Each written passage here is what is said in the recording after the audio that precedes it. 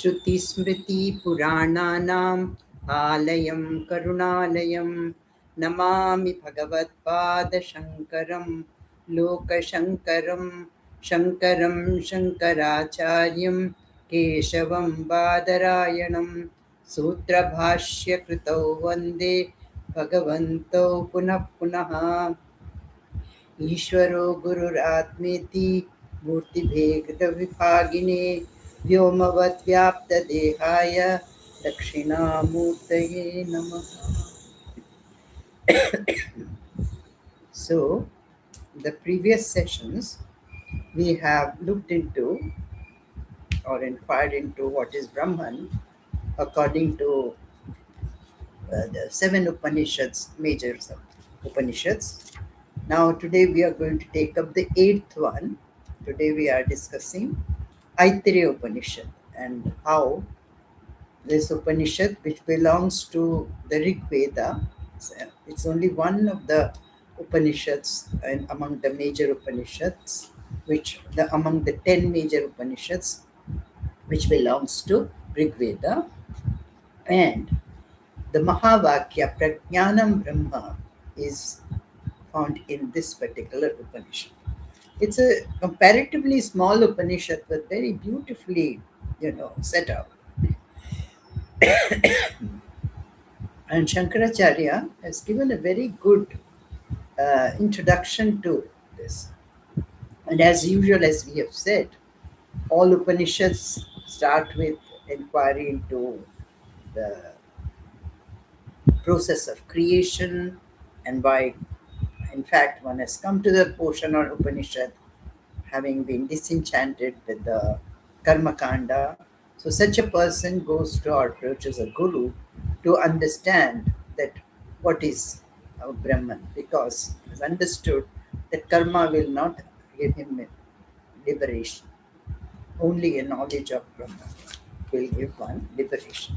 So that's how all the Upanishads go. And then in some Upanishads, the Mahavakya becomes very prominent in the discussion and shows the stress on the particular aspect of Brahman. So that is why this Upanishad has a great importance.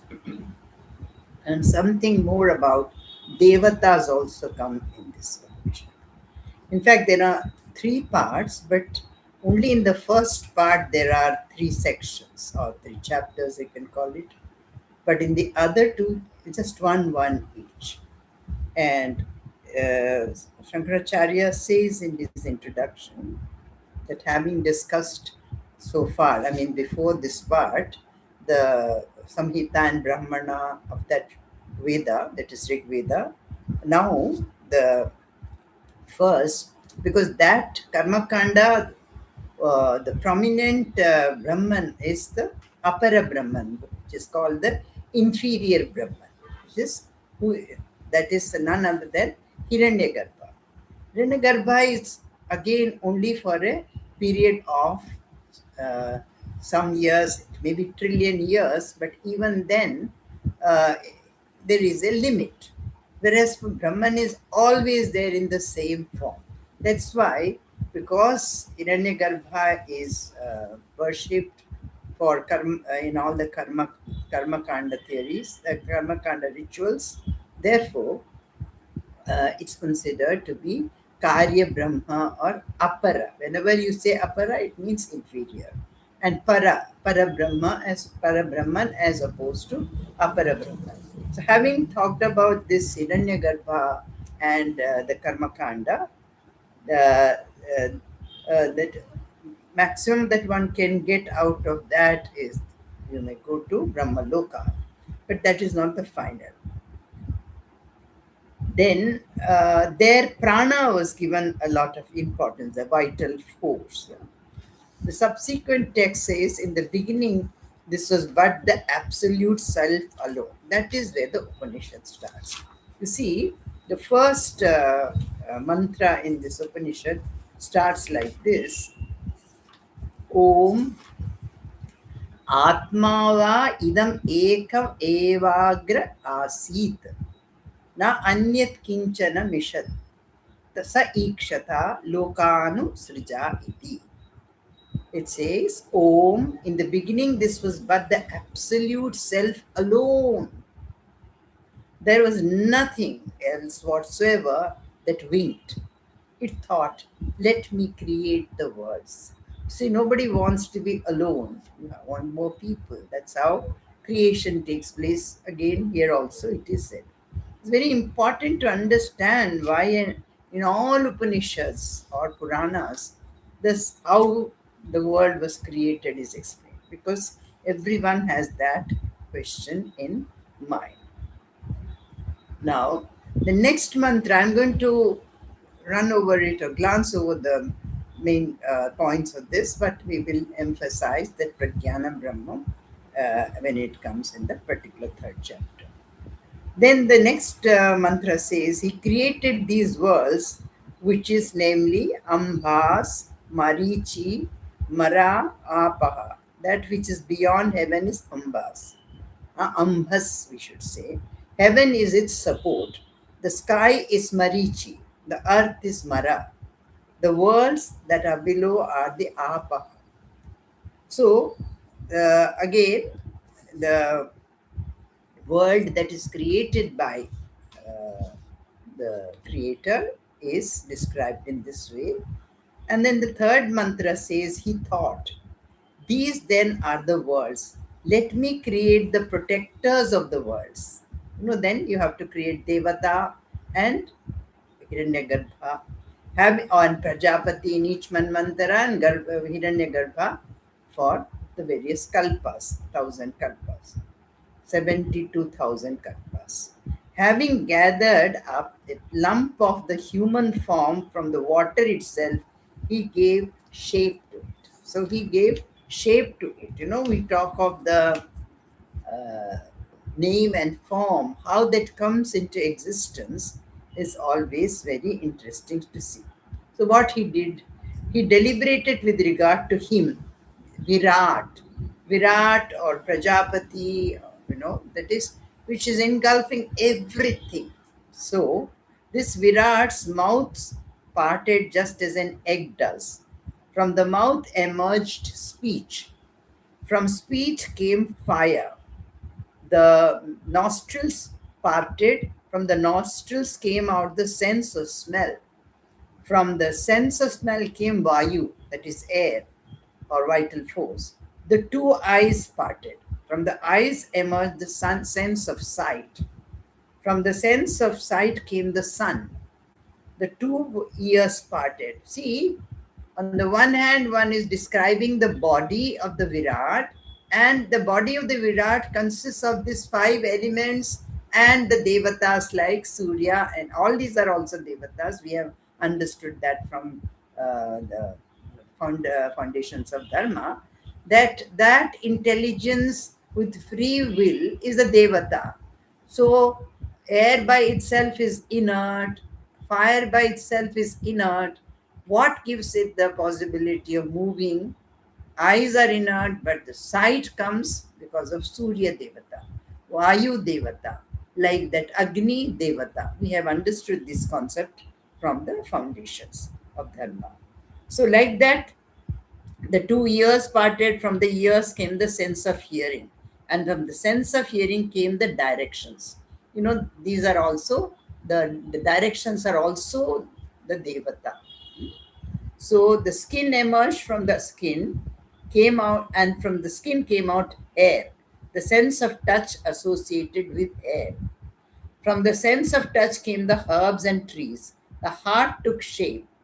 From the heart issued the internal organ, which is the mind. Internal organ, in Sanskrit we say Antakarana. So, from the internal organ came the moon. That is, you see, moon is the god of mind. The navel parted. From the navel came out the organ of ejection. From the organ of ejection issued death. So, Yama is the devata of the reproductive organ. The seat of the procreative organ parted. From that came procreative organ. From the procreative organ came out water. Varuna Devata. Now, so this is how here With this, the first chapter of the first part of Aitareya Upanishad is concluded. Just, I think there are four mantras in it, in which briefly the Kriya, the creation of the Srishti Kriya is explained. Then, in the second chapter, the second section of this very chapter, it is said that these deities that had been created fell into this vast ocean. Deities means the Devata. He subjected him. Who subjected him? The Virat, the one who has all these as parts or part of his body. He created or subjected them to hunger and thirst. They said to him, who all these devatas, Vayu, Agni, and so on, fire, etc., they said to the creator, provide an abode for us. Actually, this creator is our Prajapati, also described as Virat. And in every Manvantara, we had understood 300 million years is one Manvantara and of creation, and another 300 million years is another, the same part of the second part of that Manvantara. So together, one Manvantara consists of 600 million human years. So these deities, they felt hungry and they had thirst. So now they went to the Virat and said that, provide us food and water to drink. So for them, he, the god, brought a cow. They said, this one is certainly not adequate for us. For them, he brought a horse. They said, this one is certainly not adequate for us. Then for them, he brought a man. They said, this one is well formed. Man indeed is a creation of God Himself. To them, he said, enter into your respective abodes. It's a very interesting thing, how all our senses are actually protected by each devata. That is the devata which gives motion to the particular part of the body's organ. So immediately each devata entered this body of the man and took their positions. So the fire entered into the mouth, taking the form of the organ of speech. Air entered into the nostrils, assuming the form of the sense of smell. And the sun entered into the eyes as the sense of sight. The directions entered into the ears by becoming the sense of hearing. The herbs and trees entered into the skin in the form of hair, that is the sense of touch. The moon entered into the heart in the shape of the mind. Death entered into the navel in the form of apana vayu, we say, which is the vayu which is there in the genital portions. Water entered into the limb of generation in the form of semen, an organ of procreation. So, just as the commander and others of armies enter into a city at the bidding of the king, so having got the permission of God with the words, "Let this be so," they entered the body of this man. Now to him hunger and thirst said.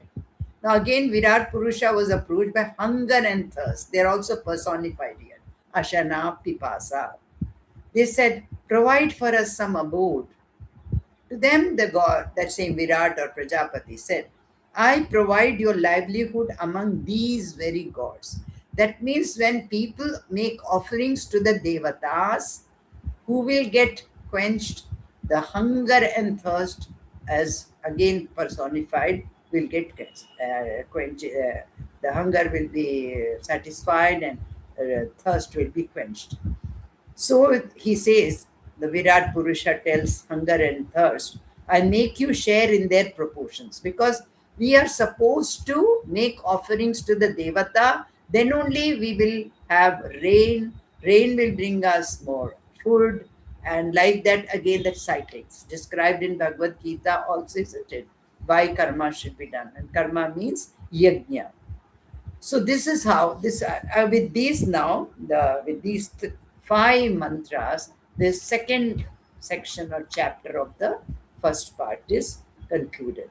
Then in the third section or chapter of this first part. He says, he thought, who thought, the Virata. This then are the senses and the deities of the senses. Let me create food for them. He deliberated with regard to the water. From the water, thus brooded over, uh, evolved a form. The form that emerged was verily food.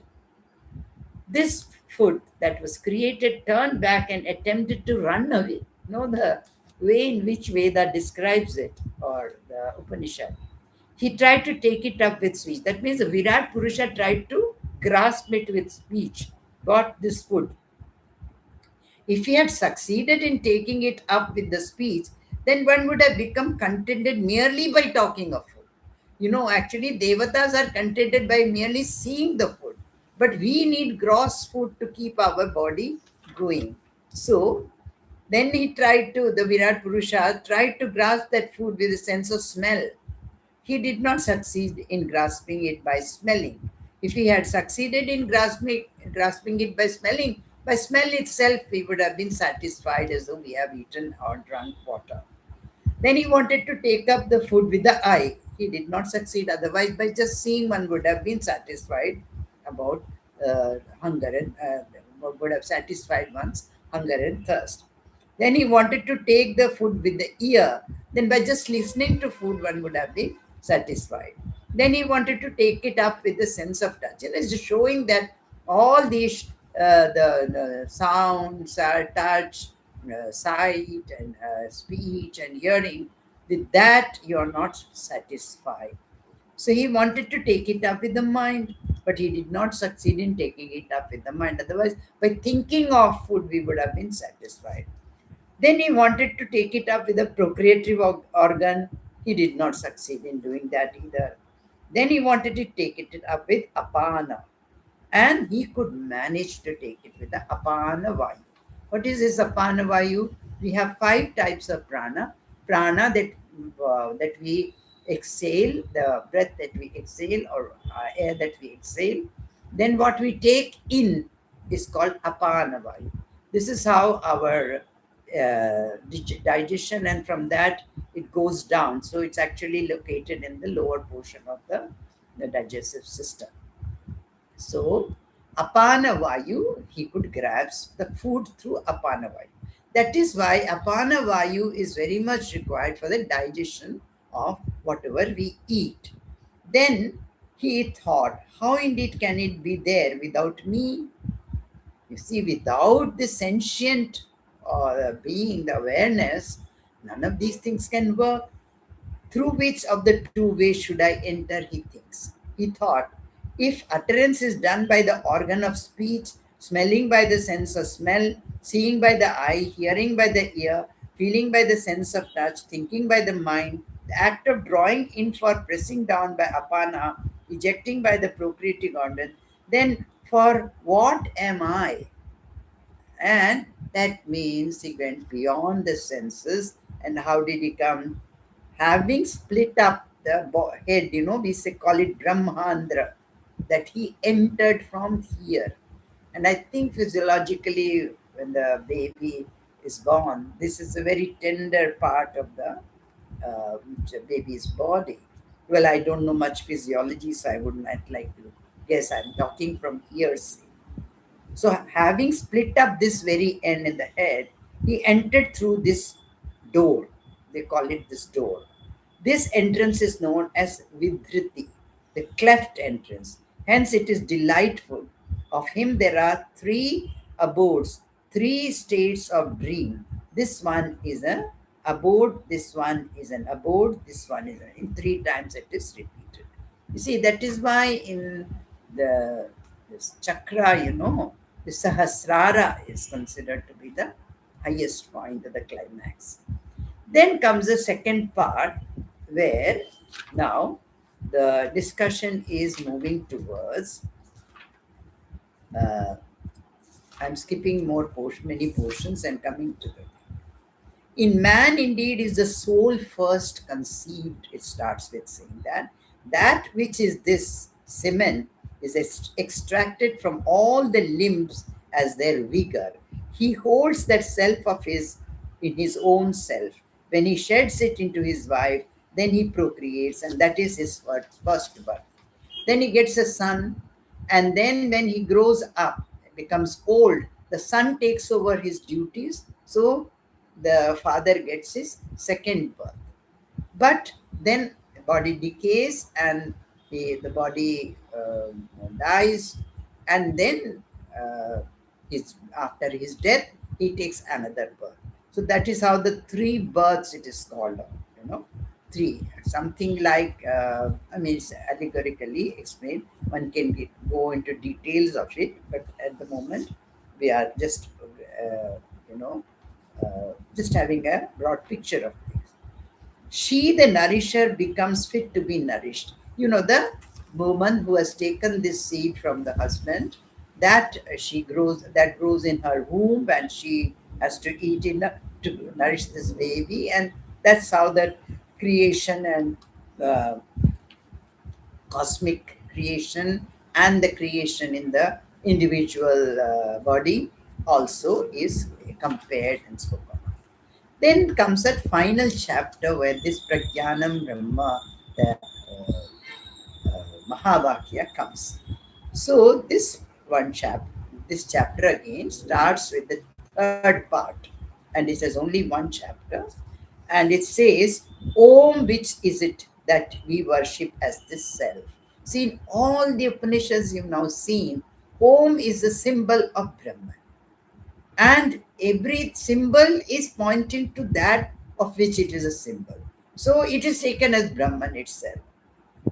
Which of the two is the self? Is it that by which one sees, and by that by which one hears, also by which one smells odor, by which one utters speech, and by which one tastes the sweet or sour? That means, is it Shabda, Sparsha, Rupa, Rasagandha, or what you call the Tanmatras, or what you call sound, touch, taste, uh, and then smell and uh, hearing? So it is the heart where the intellect and the mind are situated. It is sentience, rulership. This is a very beautiful mantra here. Yad etat hridayam manaschaitat sangyanam ajnanam sangyanam ajnanam vijnanam prajnanam medha दृष्टिर्धृतिर्मतिर्मनीषा ज्योतिः स्मृतिः सङ्कल्पः कृतुरसुः कामो वश इति सर्वाणि वैतानि प्रज्ञानस्य नामधेयानि भवन्ति. It is this heart or intellect and this mind that were stated earlier. It is sentience, rulership, secular knowledge, presence of mind, retentiveness, sense perception, fortitude, thinking, genius, mental suffering, memory, ascertainment, resolution, life activities, hankering, passion, and such others. All these are verily the names of prajnana. I don't want to use the word consciousness because that's how it is translated in English. I would still like to use the word prajnanam, because prajnanam is that knowledge. See, in Sanskrit, the word is pra is always for good, and jnana, it's come from knowing. So, what is the word origin of this word prajnanam? It is said like this, that Pragya, the Sanskrit term, translates to wisdom, intelligence, and insight. I am deliberately spending time on it because Prajnanam, what it is, that Prajnanam, which is said to be Brahman. So I would like to say it is awareness, because it's an awareness which gives wisdom, intelligence, and insight. It represents the highest, purest form of understanding. It's not understanding something, that we call it Vishesha Gyan, that is knowing about, say, your know mathematics, language, history, physics, chemistry. It's not like that. Here, that Prajnanam is a noun by itself, knowledge per se, absolute knowledge, and it is beyond the intellectual knowledge. awareness. The primary ways the word is understood are the spiritual significances, its high mental activity, sharpness, and analytical understanding, mindful, perceptive, and awake state of being. That is where the word consciousness comes. But just when we say consciousness, all this doesn't get into our understanding. Intuition, the ability to understand things instinctively without relying only on logical reasoning. It is a proper noun, prajna, and it's actually a what you call feminine gender. This is, in Sanskrit you have the masculine, feminine, and the gender neutral, that is Napunsakalinga. So this is to give you a rough idea of what one means by prajnanam. So this all this is included. That prajnanam is there in everything, whether it is rulership, secular knowledge. Unless you have this prajna, you cannot understand it.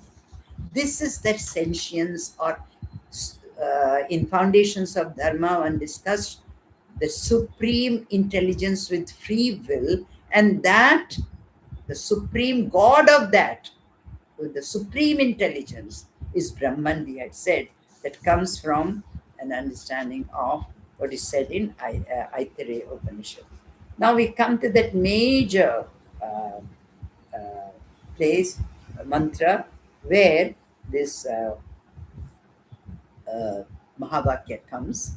Esha Brahmaisha Indra Esha Prajapatirete Ete Sarve Deva Imani Cha Pancha Mahabhutani Prithvi Vayurakasha Apo Jyotishi Ityentani Amani Tani Imani Cha Shudra Misrani va Bijani Tarani Chetarani Chandajani Cha Jarujani Cha स्वेदजानी च चोद्भव च उद्भिजानी च अश्वगावः पुरुषा हस्तिनो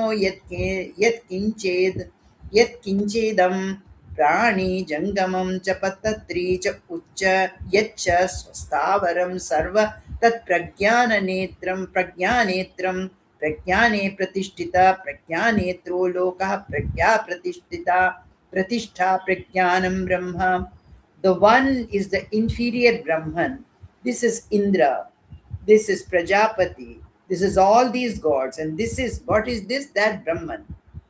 This is these five elements: earth, air, space, water, fire. This is all these big creatures together with the tiny ones that are the procreation of others and referable in pairs, to wit, those are born of eggs, of wombs, of moisture.